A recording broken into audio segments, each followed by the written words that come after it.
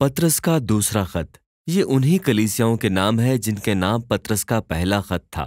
یہ ممکنہ طور پر روم کے اسی مقام پر سے لکھا گیا تھا۔ پطرس اس حقیقت سے واقف ہو چکا تھا کہ وہ جلد مرنے والا ہے، اور ہمیں ابتدائی روایت سے ثبوت ملتا ہے کہ پطرس کو رومی حکمرانوں کی طرف سے شہنشاہ نیرو کے دور حکومت میں سزائے موت دی گئی تھی۔ چنانچہ یہ خط پطرس کی الوداعی تقریر کے طور پر کام کرتا ہے۔ وہ آخری چیلنج دے کر آغاز کرتا ہے کہ یسوع کے پیروکاروں کو ایسے لوگ بننا چاہیے جو کبھی ترقی کرنے سے باز نہیں آتے، اور پھر اس کے بعد جھوٹے استادوں کی بڑھتی ہوئی تعداد کے بارے میں حتمی انتباہات ہیں جو ان کلیسیائی جماعتوں کو گمراہ کر رہے ہیں۔ اول اپنے خراب طرز زندگی سے، اور دوئم اپنے بگڑے ہوئے علم الہی سے۔ پورے خط میں پطرس ان الزامات کا مقابلہ کر رہا ہے جو ان جھوٹے استادوں نے اس پر اور دوسرے رسولوں پر لگائے تھے، اور پطرس کا مقصد ان کلیسیائی جماعتوں میں اعتماد اور ترتیب کو بحال کرنا ہے۔ لہٰذا پطرس بات کا آغاز ان کلیسیاؤں کو یہ بات یاد دلانے سے کرتا ہے کہ خدا نے لوگوں کو یسوع کے وسیلے سے اپنی ذات میں شریک ہونے، یعنی خدا کی اپنی ابدی حیات اور محبت میں شریک ہونے کی دعوت دی ہے، جو کہ انتہائی حیرت انگیز بات ہے، اور اس کے لیے زندگی بھر رد عمل ظاہر کرنے کی ضرورت ہے۔ یہ نعمت حاصل کرنے کا مطلب کردار کی وہی خصوصیات قائم کرنا ہے جو خود خدا کی الہی ذات کا پتہ دیتی ہیں۔ یہاں پر پطرس 7 ایسی خوبیوں کی فہرست پیش کرتا ہے جن کے حصول کے لیے کوشش کی جانی چاہیے، اور آخری خوبی سب کا احاطہ کرتی ہے اور ان سب پر ممتاز ہے۔ یہ محبت ہے، یسوع کے مطابق، جس کا مطلب ہے دوسرے انسانوں کی بھلائی کے لیے اپنے آپ کو وقف کرنا، اس چیز کو بالائے طاق رکھتے ہوئے کہ ان کا جواب یا اس عمل کی قیمت کیا ہوگی۔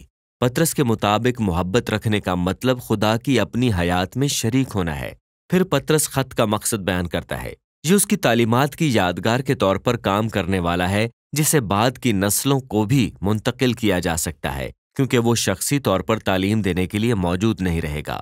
وہ مرنے سے پہلے ان اعتراضات اور الزامات کی بات کرنا چاہتا ہے جو یسوع کی اور رسولوں کی تعلیمات کو بگاڑنے والے جھوٹے استادوں کی طرف سے لگائے گئے۔ سب سے پہلے پطرس تشکیک پرستوں کی طرف سے ان الزامات پر بات کرتا ہے جو حالیہ طور پر لگائے گئے اور مستقبل میں بھی لگائے جائیں گے، یعنی کہ پطرس اور دیگر رسولوں نے یسوع کے مردوں میں سے جی اٹھنے اور اس دنیا کا بادشاہ ہونے کے متعلق سب باتیں خود سے گھڑی ہیں۔ حقیقت میں یسوع کسی دن واپس نہیں آنے والا۔ چنانچہ پطرس پہاڑ پر یسوع کی صورت تبدیل ہونے کی عینی شہادت پیش کرتا ہے۔ مرکز 9 باب میں بیان کردہ کہانی یاد کریں۔ رسولوں نے یسوع کو بادشاہ کے طور پر سر بلند ہوتے دیکھا، اور اس کے جی اٹھنے کا مطلب ہے کہ وہ بطور بادشاہ زندہ ہے اور ایک دن ہماری دنیا کو بچانے کے لیے واپس آئے گا، اور اس طرح مستقبل میں خدا کی بادشاہی کو لانے کی غرض سے یسوع کی واپسی ان باتوں کی تکمیل ہوگی جن کا اشارہ قدیم صحائف دیتے چلے آ رہے ہیں۔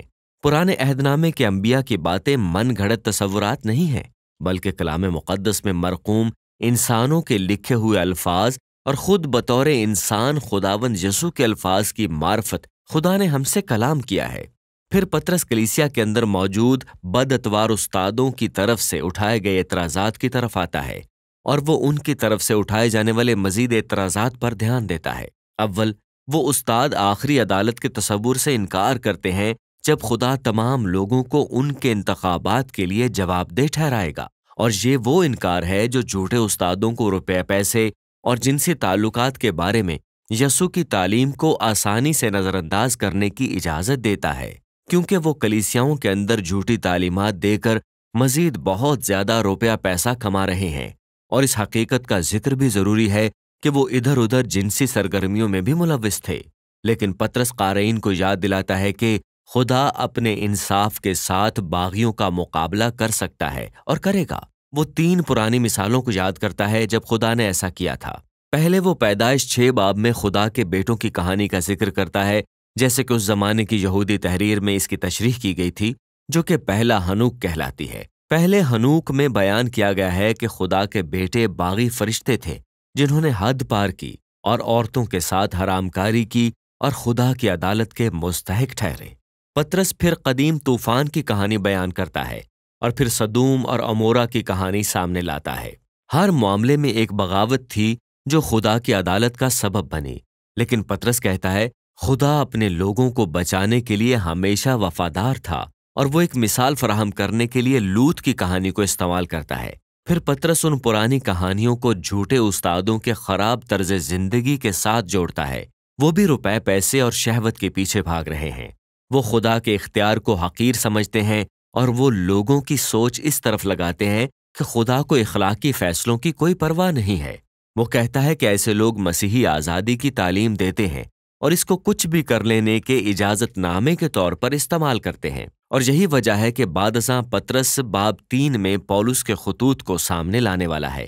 ایسا لگتا ہے کہ ان استادوں نے پولس کے مسیح میں آزادی کے پیغام کو توڑ موڑ کر پیش کیا ہے، لیکن پولس کا مطلب اس قسم کی آزادی نہیں تھا، اور پطرس واضح کرتا ہے کہ وہ استاد حقیقت میں آزاد نہیں ہے۔ در حقیقت وہ اپنی جسمانی خواہشوں کے غلام ہے، اور یہ حقیقت کہ وہ مسیحی ہیں اس بات کو اور زیادہ المناک بناتی ہے، کیونکہ یسوع کی تعلیمات سے واقفیت انہیں دوہرا جواب دہ بناتی ہے۔ وہ کتے کے اپنی قے کی طرف اور نہلائی ہوئی سورنی کے کیچڑ کی طرف لوٹنے کی قابل رحم مثال بن چکے ہیں۔ پھر پطرس آخری عدالت کے انکار کے پیچھے جھوٹے استادوں کی دلیل کی بات کرتا ہے۔ وہ کہتے ہیں کہ خدا کے لوگوں کی پشتیں اپنی امید کی تکمیل کو دیکھے بغیر آتی جاتی رہیں گی۔ یسوع کی واپسی کا یہ وعدہ کہاں ہے؟ پطرس یہ ظاہر کرتے ہوئے کہ یہ اعتراض کس قدر تنگ نظر ہے، اس کا جواب دیتا ہے۔ وہ کہتا ہے، ہم جس حیرت انگیز کائنات میں رہتے ہیں اس میں ادھر ادھر دیکھو۔ ہمارے موجود ہونے کی حقیقت کا مطلب ہے کہ ماضی میں کسی خاص وقت پر خدا کے کلام نے نشست ہست اور ابتری سے ترتیب کو پیدا کرنے کے لیے ڈرامائی انداز سے مداخلت کی تھی، اور وہ ایسا پھر بھی کر سکتا ہے۔ بس یہاں حقیقی سوال یہ ہے کہ خدا اتنی دیر کیوں کر رہا ہے؟ لیکن پطرس ہمیں یاد دلاتا ہے کہ وقت کی بابت انسان کا تصور بہت محدود ہے۔ وقت کی اس طویل وسعت کا احاطہ جس میں خدا کام کرتا ہے، ہماری بہت ہی مختصر زندگیوں میں نہیں کیا جا سکتا۔ وقت کا یہ طویل دورانیہ دراصل خدا کے صبر کی نشانی ہے، کیونکہ ہر پشت کو موقع فراہم کیا جاتا ہے کہ اپنی خود غرضی کو پہچانے، اپنے آپ کو حلیم بنائے اور خدا کے فضل کے سامنے توبہ کرے۔ خدا کا فضل خداوند کے دن اس کہانی کا اختتام کرے گا۔ یہاں پطرس یسایہ اور صفنیہ کی نبوتی شاعری کا اشارہ دیتا ہے، جو خدا کے یوم عدالت کا ذکر بھسم کرنے والی آگ کے طور پر کرتے ہیں۔ پطرس کہتا ہے، آسمان تومار کی مانند لپیٹے جائیں گے، اور سٹوئکیا یعنی اجرام فلک حرارت کی شدت سے پگھل جائیں گے۔ یہ یونانی لفظ ہے جو عناصر کا حوالہ دے سکتا ہے، جس صورت میں اس سے مراد مادی کائنات کی تحلیل ہے۔ زیادہ امکان ہے کہ اس سے مراد اجرام فلک یعنی ستارے ہیں۔ یسایہ 34 باب میں اس کا یہی مطلب ہے جہاں سے پطرس اقتباس کر رہا ہے، اور اس طرح یہ سطر آسمان کے لپیٹے جانے کا استعارہ ہے، یعنی خدا کے سامنے سے جو سب دیکھتا ہے۔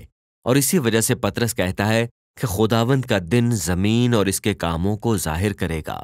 خدا کی بھسم کرنے والی عدالت کا حتمی مقصد مادی کائنات کو ختم کرنا نہیں، بلکہ برائی اور ناانصافی کو ظاہر اور دور کرنا ہے، تاکہ ایک نئی قسم کے آسمان اور زمین ابھر سکیں جو راست بازی سے معمور ہوں، اور ایسے لوگوں کی محبت سے بھرے ہوں جو خدا کو جانتے اور اس سے محبت رکھتے ہیں اور اپنے پڑوسیوں سے اپنے برابر محبت رکھتے ہیں۔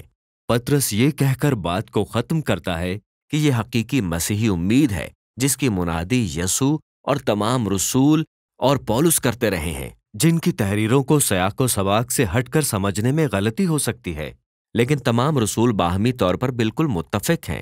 اور جو پطرس کلیسیا سے اپنا آخری خطاب ختم کرتا ہے، اب پطرس کے دوسرے خط کا لہجہ واقعی سخت محسوس ہوتا ہے، لیکن اس کا جذبہ اس پختہ یقین سے آتا ہے کہ خدا اس دنیا سے محبت رکھتا ہے اور یسوع کے وسیلے سے اس کو نجات دینے کو تیار ہے۔